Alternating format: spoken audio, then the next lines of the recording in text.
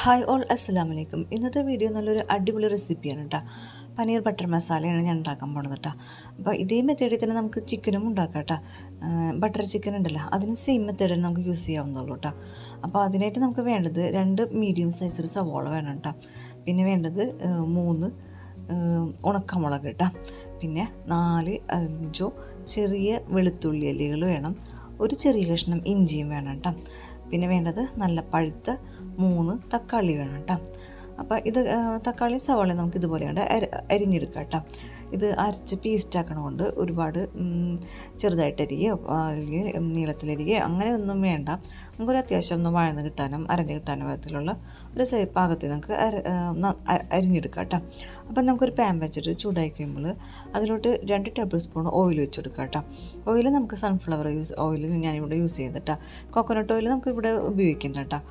കൂടുതലും ഈ ഓയിലൊക്കെയാണ് നമുക്ക് നല്ലത് കേട്ടോ. അപ്പോൾ നമ്മുടെ ഈ സവോളയും ഓയിൽ ചൂടായിക്കുമ്പോൾ നമ്മുടെ കരയാമ്പൂ 4 എണ്ണം എടുക്കണം കേട്ടോ. ആദ്യം തന്നെ കരയാമ്പൂ ഒന്ന് ഇട്ട് കൊടുക്കുക. കരയാമ്പൂ ഒന്ന് ചൂടായിക്കുമ്പോൾ നമ്മുടെ സവോളയും വെളുത്തുള്ളിയും ഇഞ്ചിയും പിന്നെ ഉണക്കമുളക് കൂടി ഇതിലോട്ട് ചേർത്ത് കൊടുക്കുക. ലേശം ഉപ്പ് കൂടി ചേർത്തിട്ടൊന്ന് വഴറ്റി കൊടുക്കുക. സവോളൊക്കെ ഒന്ന് ചെറുതായിട്ടൊന്ന് വഴന്ന് കഴിയുമ്പോൾ നമ്മൾ അരിഞ്ഞ് വെച്ചിരിക്കുന്ന തക്കാളി കൂടി ഇതിലോട്ട് ചേർത്ത് കൊടുക്കുക കേട്ടോ. തക്കാളി ഞാൻ പറഞ്ഞില്ലേ, 3 തക്കാളി, നല്ല പഴുത്ത തക്കാളി മീഡിയം സൈസിലാണ് കേട്ടോ. അതുകൂടി ഇതിലോട്ട് ചേർത്ത് കൊടുക്കുന്നുണ്ട്. എന്നിട്ടൊന്ന് നന്നായിട്ടൊന്ന് വഴറ്റിയിട്ട് ചെറുതായിട്ടൊന്ന് മൂടി വെച്ചിട്ട് 2 സെക്കൻഡ് ഒന്ന് വേവിച്ചെടുക്കാം കേട്ടോ. വേണമെങ്കിൽ നമുക്ക് 3-4 കഷ്ണം കാഷ്യൂനട്ട് കൂടി ഇതിലോട്ട് ചേർത്ത് കൊടുക്കാം കേട്ടോ. അപ്പോൾ ഞാനിവിടെ യൂസ് ചെയ്യണില്ല.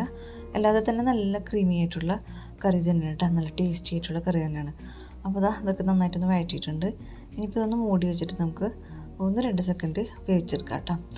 1-2 സെക്കൻഡ് കഴിയുമ്പോൾ തന്നെ തുറന്ന് നോക്കുമ്പോൾ ഇപ്പോൾ നമുക്ക് പാകത്തിനുള്ള ഒരു വേവലായിട്ടുണ്ട് കേട്ടോ.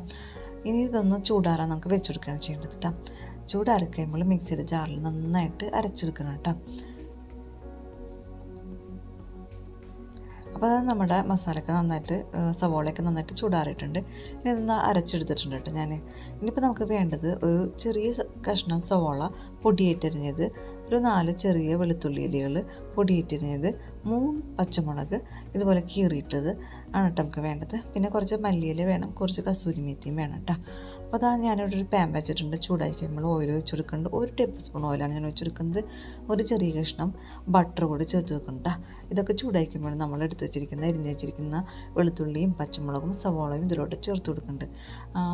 സവാളയൊക്കെ ഒന്ന് വാടി കഴിയുമ്പോൾ നമുക്ക് മസാലപ്പൊടികൾ ചേർത്ത് വെക്കണം കേട്ടോ.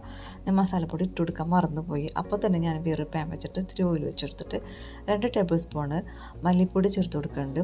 ഒരു 1.5 ടേബിൾ സ്പൂണ് മുളക് പൊടി ചേർത്ത് കൊടുക്കുന്നുണ്ട്. 1/4 ടേബിൾ സ്പൂണ് മഞ്ഞൾപ്പൊടിയും ചേർത്ത് കൊടുക്കുന്നുണ്ട്. 1 ടേബിൾ സ്പൂണ് ഗരം മസാലപ്പൊടിയും ചേർത്ത് കൊടുക്കുന്നുണ്ട് കേട്ടോ.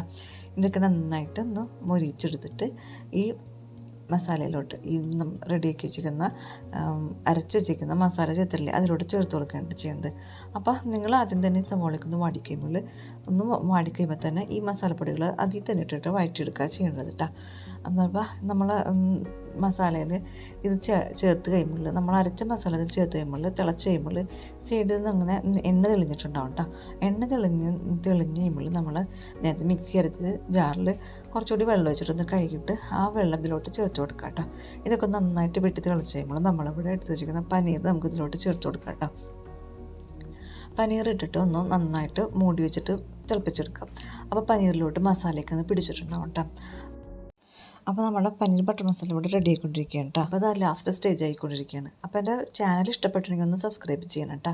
വീഡിയോസ് ഇഷ്ടപ്പെട്ടെങ്കിൽ ഒന്ന് ലൈക്ക് അടിച്ചേക്കണം കേട്ടോ. കൂടുതൽ പേരിലോട്ടൊന്ന് ഷെയർ ചെയ്യണം.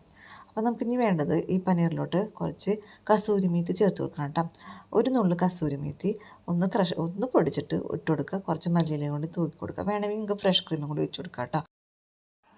നിങ്ങളൊക്കെ ഒന്ന് ട്രൈ ചെയ്ത് നോക്കിയിട്ട് കമൻസിലൂടെയൊക്കെ എന്നെ അഭിപ്രായങ്ങൾ അറിയിക്കുക. വീണ്ടും ഇൻഷാ അല്ലാഹ് അടുത്ത വീഡിയോയിൽ കാണാം. അതുവരെ അസ്സലാമു അലൈക്കും.